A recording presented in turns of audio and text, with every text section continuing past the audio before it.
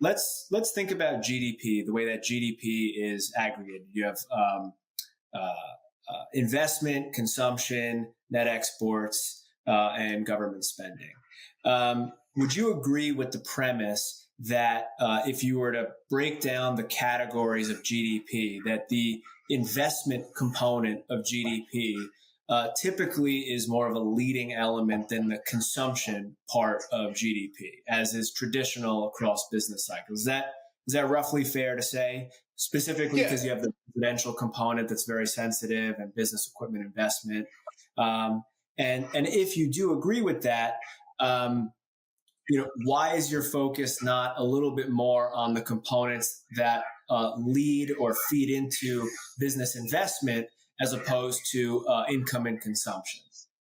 Well, I think there is a difference in terms of household demand and household consumption elements.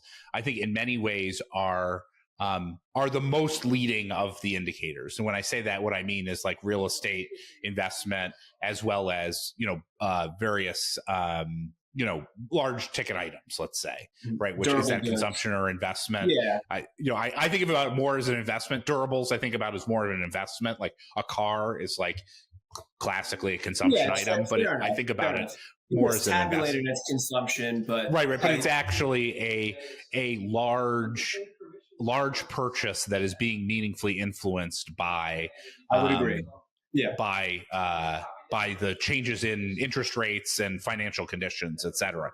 And so when I'm thinking about that dynamic, I'm very focused on how residential demand is flowing through, or household demand and investment is flowing through, because that really is almost always the leading edge of the cycle. How that evolves is very important.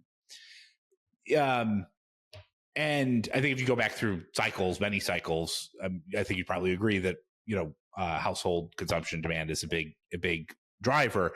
I think the business side of it is more like something that enhances a cyclical dynamic much more so than it is the primary driver. So enhancing meaning has meaningful impact, very big impact. Like, there's a lot of business fixed investment. It can drive GDP significantly, but it more picks up as a consequence of increased demand from particularly the household sector, more so than it is something that is an independent set of activities that is an independent driver. And part of the way I would sort of resolve that, and I would sort of assess that, is to say, if interest rates fall, which obviously changes financing conditions, what's the first thing to react? The first thing to react is residential fixed investment and auto purchases, right? And washing machines and stuff like that, right? Yeah. That's the stuff that first reacts. And then eventually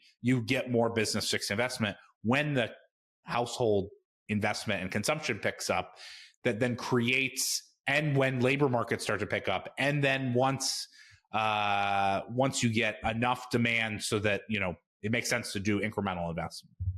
Right. No, I think you're spot on. In my study of business cycles, going back to the 60s, there are basically three narrow categories of GDP, or three narrow categories of the economy that drive all the cyclical ebbs and flows. Right. We have residential investment. We have, as you mentioned, durable goods consumption, and we have business equipment investment, which is a narrow component of a larger category of investment. Those three categories. But to your point, the only recession, to my way of looking at it, where business equipment investment was the driver, was the 2000s recession.